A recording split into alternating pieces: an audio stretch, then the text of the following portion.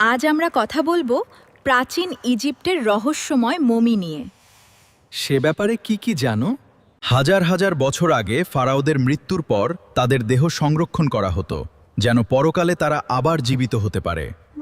কিন্তু জানো কি, অনেক মমির সমাধির ভিতরে অদ্ভুত অভিশাপের গল্পও শোনা যায়। তাই নাকি? সবচেয়ে বিখ্যাত হলো ডিসকভারি অফ টুতেনখামুনস টুমের পরের রহস্য, যেখানে কয়েকজন অভিযাত্রী হঠাৎ অসুস্থ হয়ে মারা যান। হ্যাঁ, খুব ইন্টারেস্টিং। তখন থেকেই মানুষ বলতে শুরু করে, মমির অভিশাপ সত্যি। বিজ্ঞানীরা অবশ্য বলেন সমাধির ভেতরের পুরনো ব্যাকটেরিয়া আর বিষাক্ত বাতাসই হতে পারে এর কারণ। তাই নাকি? তবুও রাতের অন্ধকারে পিরামিডের ভেতর মমির নড়াচড়ার গল্প শুনলে গা শিউরে ওঠে।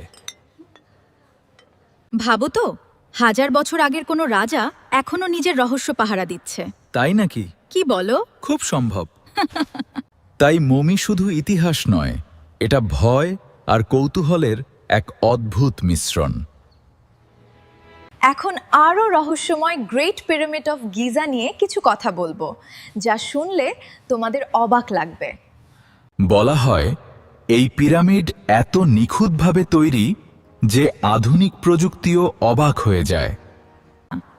আর পিরামিডের ভেতরে লুকিয়ে থাকতো রাজাদের মূল্যবান ধন সম্পদ আর মমি।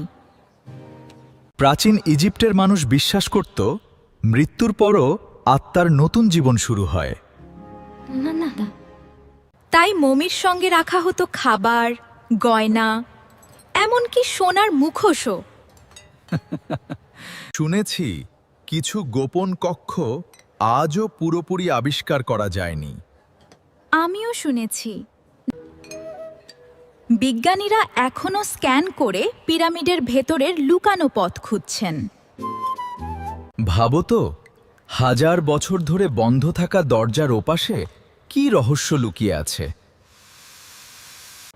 কেউ বলে গুপ্তধন, কেউ বলে ভয়ঙ্কর অভিশাপ। আর সেই কারণেই মমি আর পিরামিডের গল্প আজও পৃথিবীর সবচেয়ে রহস্যময় ইতিহাসগুলোর একটি। গভীর রাতে পিরামিডের ভেতর থেকে অদ্ভুত ফিসফিস শব্দ শোনা যায় বলে দাবি করেন অনেক অভিযাত্রী। বলো, তারপর কি হলো? কেউ কেউ বলেন সেটা হাজার বছরের পুরনো মমিদের সতর্কবার্তা। ভ্যালি অফ দ্য কিংসে এমন কিছু সমাধি আছে যেগুলোর দরজা খুলতেই গবেষকরা অসুস্থ হয়ে পড়েছিলেন। সেই থেকেই ফেরাউনের অভিশাপ কিংবদন্তি হয়ে যায়। মমির চোখে লাগানো কালো পাথর রাতের অন্ধকারে জ্বল করত বলে গুজব আছে। আর পাহারাদাররা ভয় পেয়ে পালিয়ে যেতেন।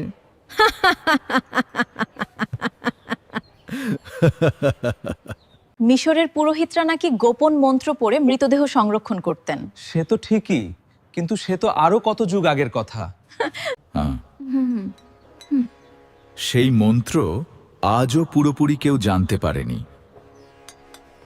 এক অভিযাত্রী দাবি করেছিলেন তিনি পিরামিডের ভেতরে ছায়ার মতো কাউকে হাঁটতে দেখেছেন। সত্যি?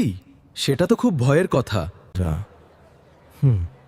কিন্তু সেখানে তখন তিনি ছাড়া আর কেউ ছিল না। কিছু মমির মুখে রহস্যময় হাসি দেখা যায়, যেন তারা মৃত্যুর পরও কোনো গোপন সত্য জানে। হাজার বছর আগেও কিভাবে এত বিশাল পিরামিড তৈরি হয়েছিল সেটা এখনো এক বড় রহস্য। হ্যাঁ, সেই একই রহস্য। কেউ কেউ বলে অন্য কোনো গ্রহের বাসীরা সাহায্য করেছিল। অনেক সমাধির দেয়ালে এমন চিহ্ন পাওয়া গেছে যা এখনো পুরোপুরি পড়া যায়নি। হয়তো সেখানে লুকানো আছে ভয়ঙ্কর কোনো বার্তা। এরপর বহু অদ্ভুত মৃত্যু মানুষকে আতঙ্কিত করে তোলে। তখন সবাই বিশ্বাস করতে শুরু করে মমিরা ঘুম ভাঙতে চায় না। পিরামিডের ভেতরের কিছু পথ হঠাৎ শেষ হয়ে যায় দেয়ালে, যেন কেউ ইচ্ছে করেই গোপন কক্ষ লুকিয়ে রেখেছে। মরুভূমির ঝড়ের রাতে পিরামিডের পাশ দিয়ে হাঁটলে নাকি কান্নার শব্দ শোনা যায়। স্থানীয়রা বলে সেটা মৃত ফেরাউনদের আত্মা। কিছু মমির গায়ে অদ্ভুত দাগ পাওয়া গেছে, যার ব্যাখ্যা বিজ্ঞানীরাও দিতে পারেননি, যেন কোনো রহস্যময় শক্তির ছাপ। এক গবেষক পিরামিডের গোপন দরজা খুঁজে পাওয়ার পর হঠাৎ নিখোঁজ হয়ে যান আর তাকে আর কখনো খুঁজে পাওয়া যায়নি।